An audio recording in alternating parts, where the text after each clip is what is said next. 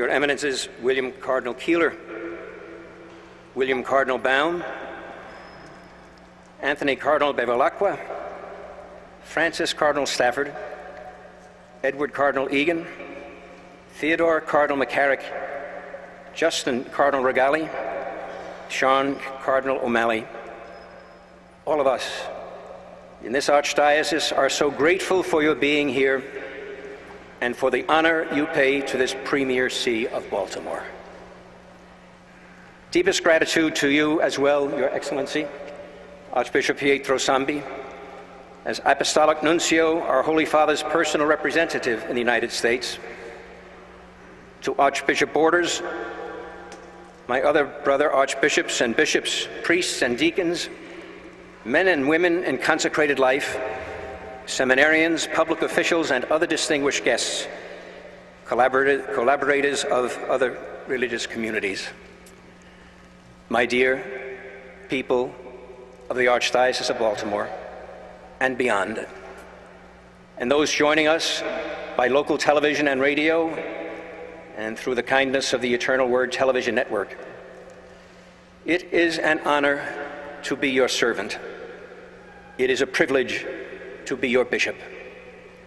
Yet, as Augustine said to the people of Hippo some 16 centuries ago, and I would adopt his sentiments, my deepest satisfaction, my strength, and my consolation amid the challenges that await us all lie in the fact that I am a brother in Christ to so many of you here. Please pray for me, that I may be a good servant of this local church. Please pray for the Church of Baltimore, that together we may all grow in the grace of our baptism, that we may all grow in faith, in hope, and in love. I thank His Holiness Pope Benedict XVI for honoring me with this appointment and for giving me the opportunity to stand in an Episcopal line that includes Archbishop John Carroll and Archbishop Martin Spalding, James Cardinal Gibbons and Lawrence Cardinal Sheehan, Archbishop William Donald Borders and William Cardinal Keeler, and all the other archbishops who have made the growth of the Church in Baltimore their care. And if some find it puzzling, even ironic, that the Holy Father should choose a native son of New York to be Archbishop of another part of the American League East.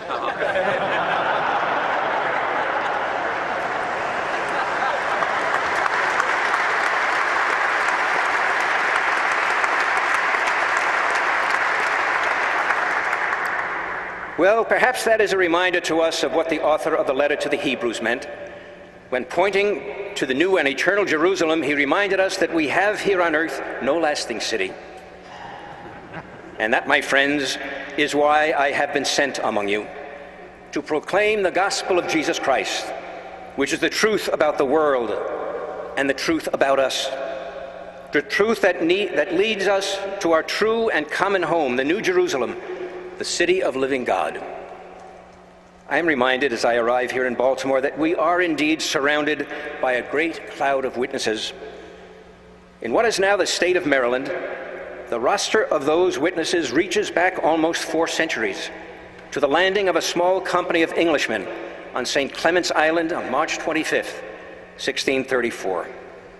It was the Feast of the Annunciation, marked by the celebration of the first Mass in Mary's land. As the revered patroness of our Archdiocese, may it always remain Mary's land. In granting the Archdiocese of Baltimore the title Premier See, the Holy See meant to honor this history. It is a history that has been of decisive importance for the Catholic Church in the United States. It's history that has shaped our beloved country. And it is a history that played a significant role in the life of the Catholic Church throughout the world. For the Maryland Act of Religious Toleration, adopted in 1649, was an important step, if a limited step, on the hard road that eventually led not only to the First Amendment of the United States Constitution, but also, I believe, to the Second Vatican Council's Declaration on Religious Freedom. Maryland was home to the great majority of the tiny Catholic population in the United States at the time of the Declaration of Independence. Here, through the work of men like Archbishop John Carroll and his cousin, Charles Carroll of Carrollton, Catholics demonstrated that they too could pledge their lives, fortunes, and sacred honor to the cause of American liberty. And we have done so in every era since, without reservation. In the Archdiocese of Baltimore, the Catholic people of the early Republic demonstrated by deed, as well as by argument, that there was no inherent contradiction, as many bigots charged, with being completely Catholic and proudly American. Here began to recede what the distinguished historian Arthur M. Schlesinger Sr. once described as the deepest prejudice in the history of the American people, anti-Catholicism. Here is where Catholics learned to defend the religious liberty of all, a defense that contributed much to the noble tradition of interfaith tolerance and collaboration that has long marked this community. If, as John Paul II often taught, religious freedom is the first of human rights, then the Catholic people of the city of Baltimore and the state of Maryland have, over more than 2 centuries, played a crucial role in securing one of the foundation stones of the American House of Freedom.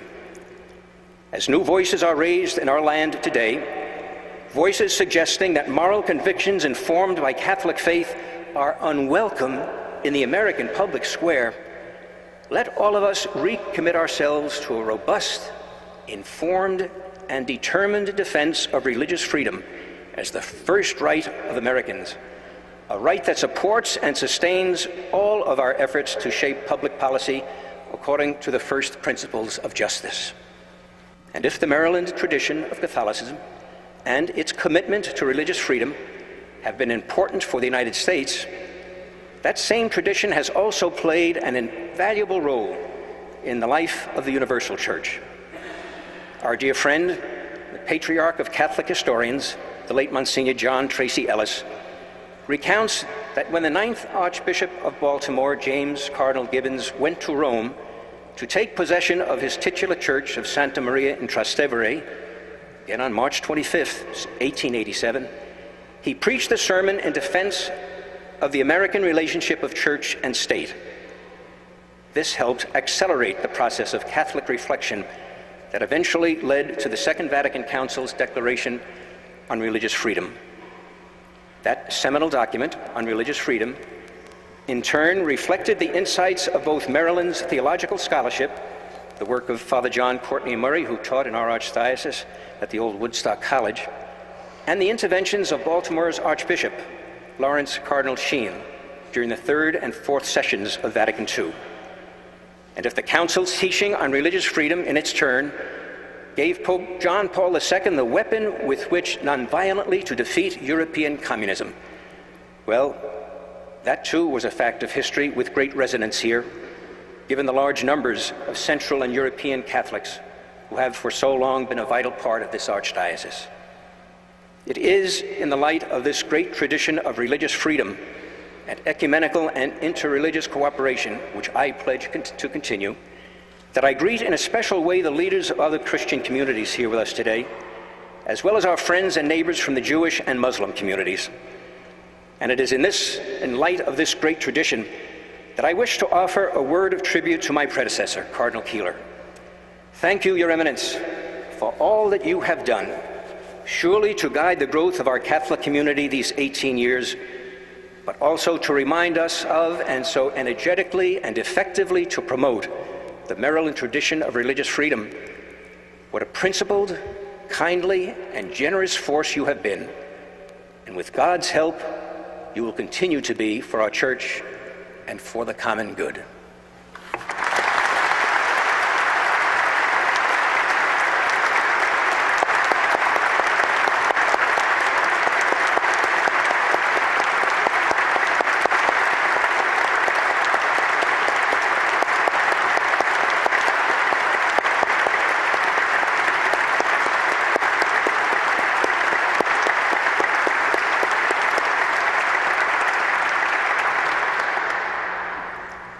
Recalling our noble history as a local church helps us define the challenges that press upon us in the future. The work of this Archdiocese takes place through 151 parishes with their schools of religious education, served by 517 priests, 1,113 religious. Our 87 Catholic schools serve over 35,000 children and teenagers of all faiths. More than 11,000 students of all faiths are enrolled in the undergraduate and graduate programs of our excellent Catholic colleges and universities that call the Archdiocese of Baltimore their home. At present, 28 seminarians are preparing for priestly service in an archdiocese that has given many of its priestly sons to the service of the Church throughout America and indeed throughout the world. One of them, I'm grateful to say, is with us today from Rome. The major penitentiary of the Catholic Church, James Francis Cardinal Stafford, who has described for me in detail and great affection his former role of urban vicar of this archdiocese. What bishop could fail to make his priority the increase of vocations to ordained priesthood? It will surely be my priority. The seminarians on hand today offer convincing witness that young men, and some not so young, are willing to make the great sacrifice to imitate Christ's single-hearted love for his spouse, the Church. All of us should have the confidence in the name and power of Christ to challenge more men by personal and direct invitation to become shepherds after the heart of Christ. As we write a new chapter in the history of the Archdiocese of Baltimore today, I offer a special challenge to the young people of this Archdiocese. Be generous. Be radically generous in offering your lives to Christ as priests, in following what St. Paul calls the more excellent way as women and men consecrated in religious life, as teachers in our Catholic schools and in the work of our social service agencies. As John Paul II said to you in so many ways, in so many venues around the world, never settle for anything less than the spiritual and moral greatness of which, with God's grace, you are capable. At the same time, I offer a challenge to every Catholic in the Archdiocese, the challenge to a deeper, more prayerful, more active involvement in the life of your parish and of this local church. To those of you who have remained faithful to the Church, thank you for your fidelity and generosity. I look forward to meeting you and to drawing on that deep reservoir of faithfulness and selfless service in the years ahead. To those of you who may be on the edges of our Church or may have been estranged from the Church, please consider the arrival of this newcomer among you an invitation from me personally and from the entire Archdiocese to come home to the Church and to the demanding yet life-giving gospel of Christ. We shall welcome you with open arms and full hearts. We want you. We need you if this local church is to be the model Christ means us to be. A model of dynamic orthodoxy, a model of worship, a model of theological creativity, fidelity to the truths of the Catholic faith, a model of compassion in social service, and effective advocacy on behalf of the poor and the immigrant, the dispossessed, the addicted, the lonely, the frightened, and the despairing. That too is part of the great Maryland tradition, to take with utmost seriousness the biblical teaching that every human being possesses a dignity that uniquely comes from being made in the image of God, and to turn that conviction into action on behalf of those whose human dignity is threatened or diminished or altogether denied.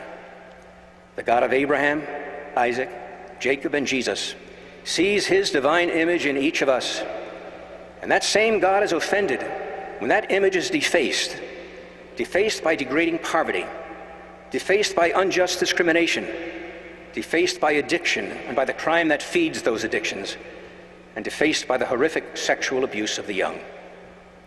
For the times when the Church has failed to do its utmost to curb these evils, we ask God's forgiveness and yours. I pledge today that I shall make every effort to ensure that whatever sins of omission or commission have been committed in the past will have no place in the future. The God of Abraham, Isaac, Jacob, and Jesus is also offended when the first principles of justice are violated and the weakest and most vulnerable of our human beings are imperiled. Seek justice, the Lord tells his beloved people Israel through this prophet Isaiah. Do justice, God instructs Judah through the prophet Jeremiah. And do no wrong to the alien, the fatherless, and the widow, nor shed innocent blood in this place. It was that passion for justice that led priests of this archdiocese to take leadership roles in the defense of the civil rights of African Americans in the early 1960s. It was that passion for justice that led Lawrence Cardinal Sheehan to face down jeers and catcalls when he testified before the Baltimore City Council in 1966 on behalf of open housing legislation. And it is precisely that same passion for justice that is at the root of the Catholic Church's combined defense of the right to life from conception until natural death. The right to life is the greatest civil rights issue of our time. This is the issue that will determine whether America remains a hospitable society, committed to caring for women in crisis and their unborn children, committed to caring for those with special needs, committed to caring for the elderly and the dying, or whether America betrays our heritage and the truths on which its founders staked their claims to independence. In addressing these issues of life over the past 4 decades, the Catholic bishops of the United States have not, I repeat, have not made sectarian arguments. The bishops have made moral arguments that can be known by anyone willing to think through the first principles of justice. It is worse than a tragedy. It is a scandal that too many of our fellow citizens, including our Catholic fellow citizens, seem not to have grasped these first principles of justice or have even turned their back on them. I pledge that I shall make every effort possible to continue and intensify the defense of the right to life that has been waged by my predecessors. And I pledge more. No one has to have an abortion. To all those in crisis pregnancies, I pledge our support and our financial help. Come to the Catholic Church. Let us walk with you through your time of trouble. Let us help you affirm life. Let us help you find a new life with your child, or let us help you by placing that child in a loving home. But please, I beg you, let us help you affirm life. Abortion need not be an answer in this archdiocese. The Church's commitment to the dignity of human life is also the foundation on which this archdiocese has built an historic record of work with the poor. That work, to which so many of our priests, religious, and laity have given and are still giving their lives, has touched and enriched hundreds of thousands of women, men, and children over the decades. That work has also, we must concede, not had the results for which we might have wished in the revitalization of the city of Baltimore. Our city has been in crisis for decades. In 1966, Cardinal Sheehan told the priests of Baltimore that if we don't save this city, we can forget about the church in the archdiocese. In human terms, that remains as true today as it was 41 years ago. For to write off large parts of the city as hopeless and beyond redemption is to disregard tens of thousands of lives made in the image and likeness of God. Such disregard might be very unlikely to find forgiveness on that last day, when each of us makes an account of our stewardship, as indeed we must. It simply cannot be the case that Martin Luther King's dream, so magnificently articulated at the Lincoln Memorial before a crowd that included the then Archbishop Sheehan, is destined to decay into the nightmare of once flourishing neighborhoods destroyed by drugs and violence. It simply cannot be the case that the sacrifices of so many African American families across too many decades of discrimination must go for naught. It simply cannot be the case that the urban ministry of which the Archdiocese of Baltimore was pioneer should or must finally fail from lack of energy, lack of resources, and lack of vision. We cannot allow this as a people, as a church.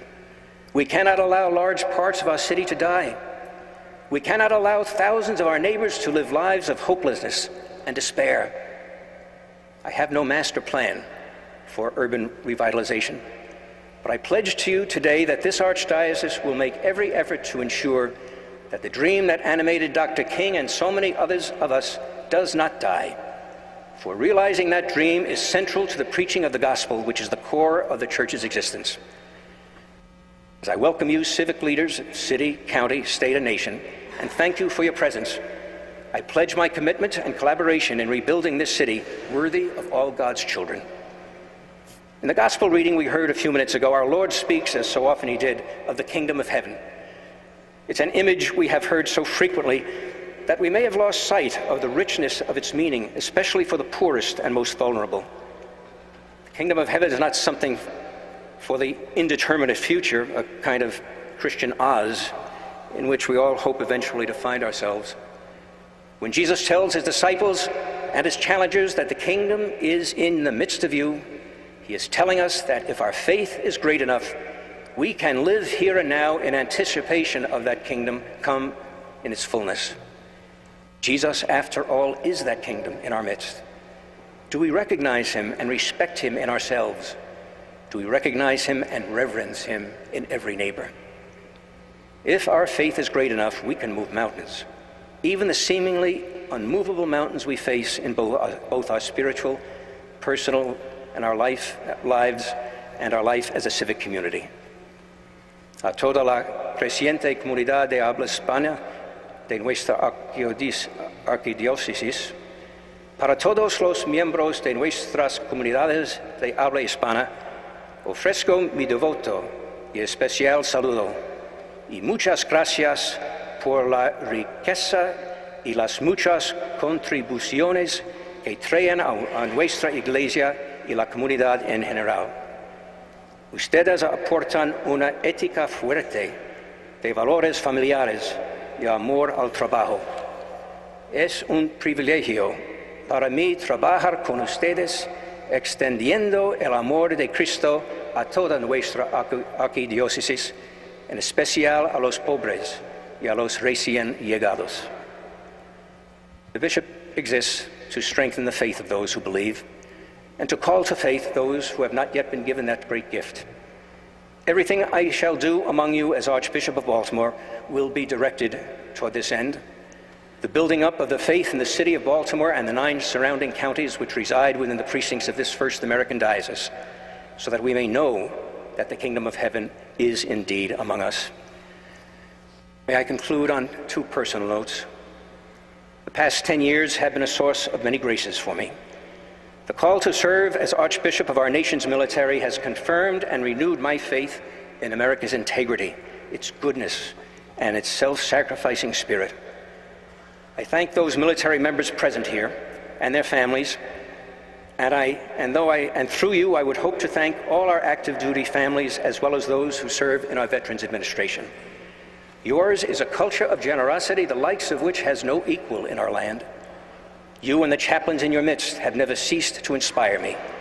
You will always share a place in my heart and in my prayer. And I cannot resist the hope, with so many of our bishops and priests present, that you in the military and your families will have many more Catholic chaplains to serve you, as you truly and so desperately deserve. And the second note, the editor of our fine weekly, The Catholic Review, interviewed me at length some weeks ago and left with an armful of photos used in this week's beautifully produced special edition. As he was leaving, I happened to spot my St. Mary's High School yearbook, Dulces Memoriae, and handed it to him with the thought that there might be a human interest angle in it. Indeed there was, unfortunately. One of his staff gleefully informed me days later that they discovered my junior year report card tucked into the binding of the yearbook. And my lowest grade that year was in religion.